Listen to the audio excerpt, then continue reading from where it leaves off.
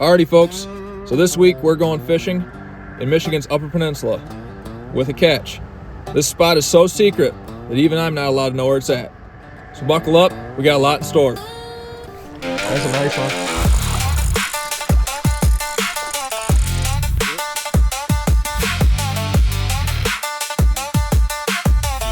You know those red dots on here.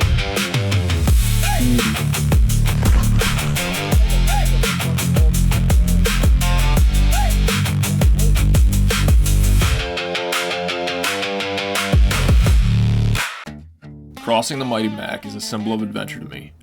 There are few places in Michigan as rugged and as beautiful as Michigan's Upper Peninsula, so to say I was excited to get to camp would be an understatement, wherever that camp may be. Alrighty folks, so we're officially at camp and we are ready to rock and roll. We're getting camp set up as you can see behind me. Tents are up, stuff's coming out, and we're gonna get to fishing here in a couple seconds. The camp finally going up is starting to feel like home away from home.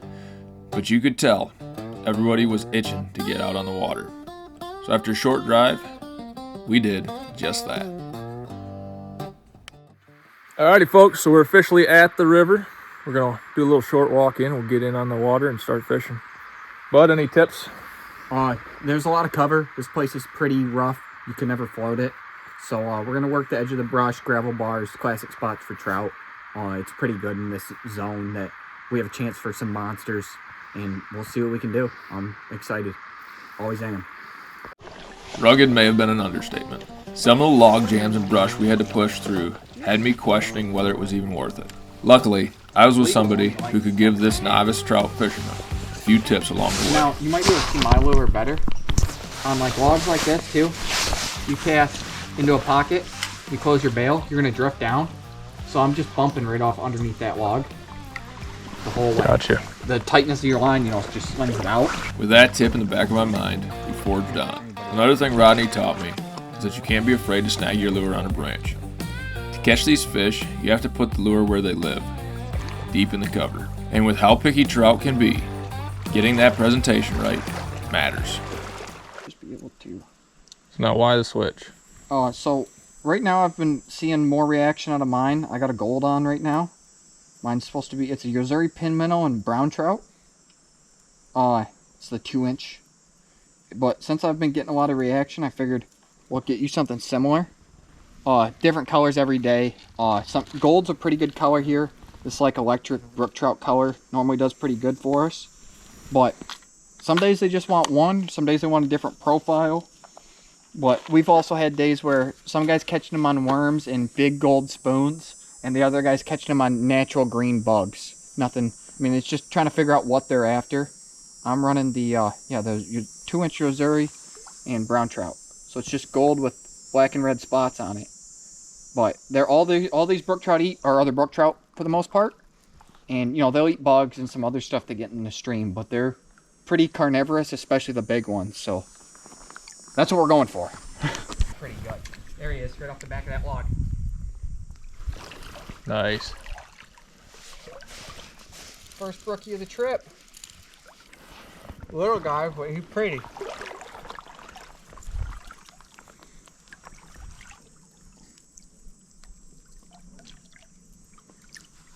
Always wet my hands first, but nice.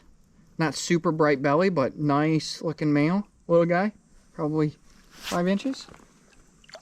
Eating a 2-inch lure. And like that, when I let them go, he went up to my foot for the closest cover. They're not scared of anything. Another tip, you don't need a giant hook set for brook trout. Whoa! Bass fishing. Yes, you'll have to break that habit. I have bass hooked them before. Soft mouth, Gage, soft mouth. Come on. Oh, I had one take a swipe. But on the flip side, you don't want one too soft either. Whoa! That was a nice fish, 9 inches. Losing fish is nothing new. It's just part of being a fisherman. The important thing is that you keep pressing on. That's exactly what we did. Mile after mile, log jam after log jam. We kept moving, picking up the occasional fish along the way. But the fishing was slow. Much slower than what we found on the second day of this trip. So stay tuned for that coming up a little later. Still, as slow as that first day was, Rodney had one more trick up his sleeve. A secret spot inside an already secret spot. Alright, so we started middle of the day, which is not the best. We'll normally do better in the morning, so it's been a little slow. Been running little Rapalas, moving baits. We've had some okay luck. We tried some gold, some natural colors. Maybe we'll try some more brighter stuff next. But with the sun being out, probably more natural. We're going to try a different section here, so it's instead of this classic little stream, it's more of a pond. It's all spring-fed cold. So I'm switching to just a basic gold spoon. That way I can cast it out there farther. And the fish in this section tend to be lighter colored. They don't really intermix with the ones in the river, and there's less tannins in the spring than there are in here. So they don't get the darkness that comes over them. So they kind of look lighter. And you can get some pretty ones. But we're going to try that out, see what we can get into that way. See what works. Heading up to the pond turned out to be a killer move.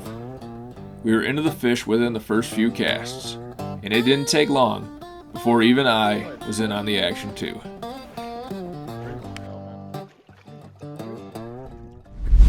Look at that. Silver. Look at them speckles. Nice. Gorgeous female brookie. I love that. Probably 9 inches. Let's see.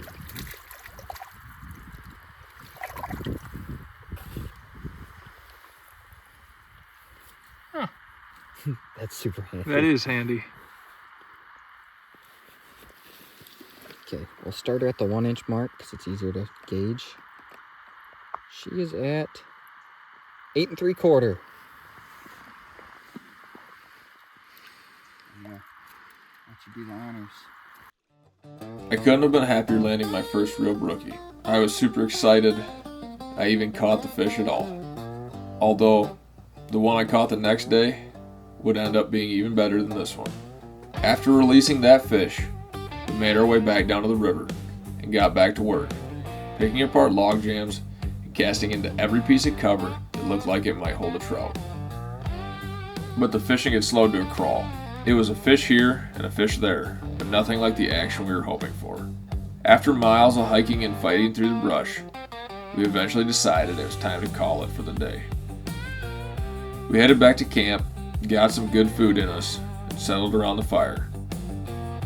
For hours, we swapped stories, talked about the day, and enjoyed the kind of evening that makes these trips worth the effort. Eventually, though, it was time to turn in. We had another day of fishing ahead of us, and little did I know, my best brook trout of the trip was still waiting. Alrighty folks, so everybody's getting ready to turn in for the night, so we will see you guys tomorrow morning. Hopefully we'll get on some more trout. Alrighty folks, little rainstorm running through right now. You guys can probably hear it on the tent. I'm noticing this tent got just 1 or 2 little leaks, but nothing super substantial right now, so yeah, we'll just kind of let it run its course, and we'll get some fishing done.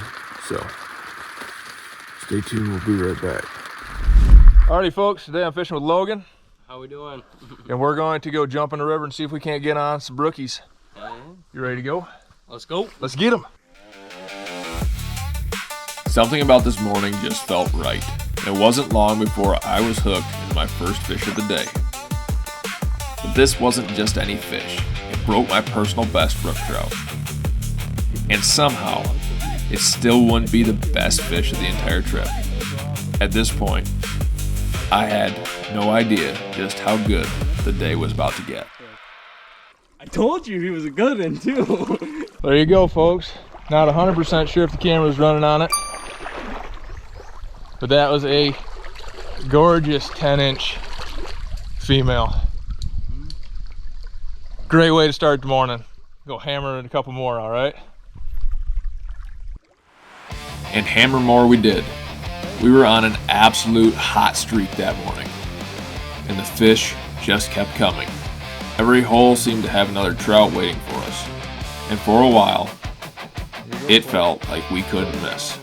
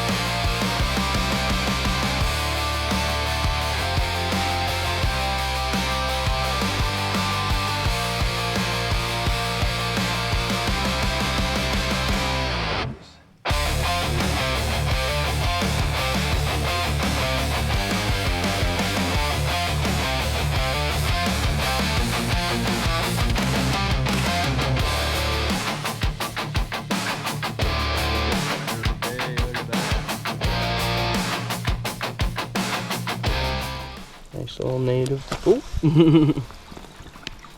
Hey, so how do you know it's a native? So their tails on the stocked ones they have like a big cut in them, and these native ones are nice and square when you flatten them out. That's why we'll call them square tails. Off he goes, back into the depths.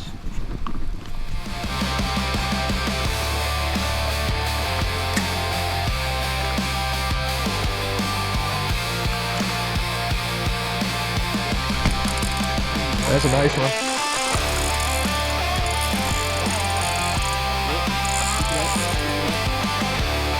Nice!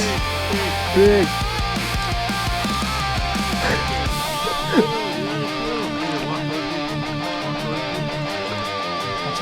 That's a nice fish. I'll let you handle it if you want. I can take your rod. Yep. Look at that beauty. Gorgeous fish, man. Let's get you unhooked, all right? Wow. Bro, That's that. a toad. That's a toad. Check out that female, folks.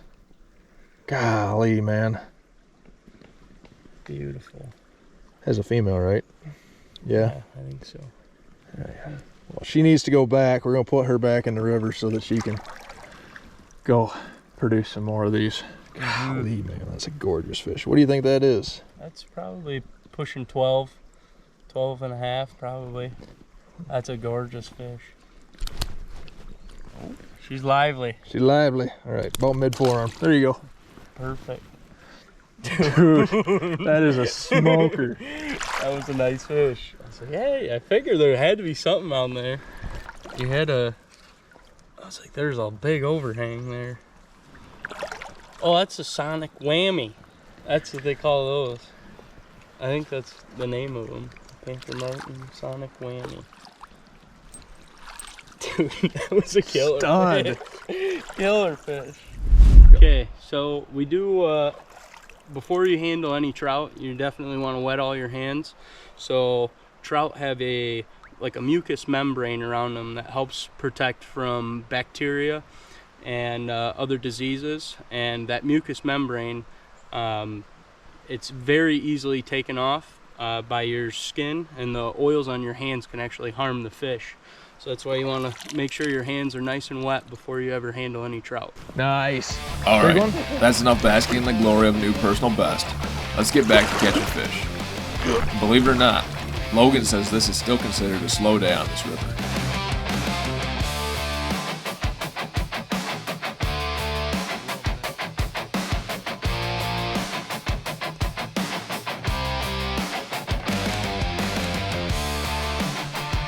Beautiful.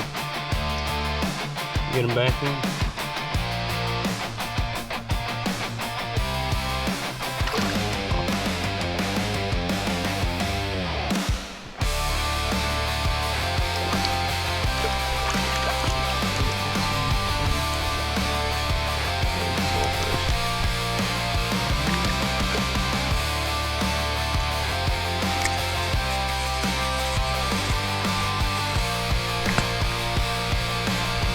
Yep, got him up. Whoa, too bad. There you go, folks. Look at that little bugger. Gorgeous fish, though.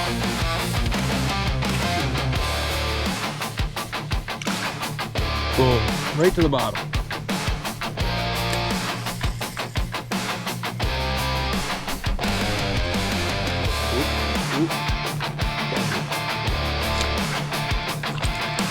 There we go. On the third attempt, we got him. Fucking close. Just absolutely stunning. Alright, let's get it back here.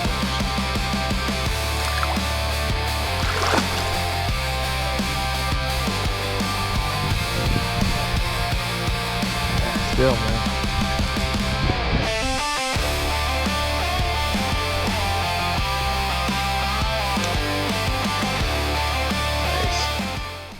So folks, normally I would you know, pull this GoPro off, stand behind, talk about the fish a little bit. But because these trout are such sensitive fish, I'm just choosing to not do that today. And I'll show you guys in front of the camera. That way we can get them off, get them back in the water, and get them back on their merry way. Just to keep the population going strong in this river. Even though we were having a blast out on the river, it was starting to get later in the day. And with a long walk ahead of us, we knew it was time to start making our way back. All right, folks, so we are actively walking our way back off the river to head back to camp. We're finding all the mosquitoes in a short amount of time. And yeah, we're gonna go get out here the road and walk the road back to where we parked the truck. So we'll be back there in a minute for you guys, but a little longer for us. They lose a lot of color after they've expired, but got some pretty good ones. Probably 11. This one's probably pushing 12. What exactly draws people to the outdoors to chase these fish? Maybe it's the adventure. Maybe it's the quiet. Maybe it's the community and friends you find along the way. Or maybe it's something completely different for each person. And I think that's what makes it so special. There's no single reason we head into the woods, hike these rivers, or spend hours chasing fish. Everyone has their own reason. And sometimes you don't fully understand yours until you're out there. Alrighty, folks, thanks for tuning in to part 1 of this episode. If you guys would do me a huge favor, like, subscribe, and follow along on the rest of these adventures, because we got more coming up for you. If you enjoyed the trout fishing content today, make sure you hit the link below, which will link you right to part 2 when it airs. So until next time, stay wild, stay sharp.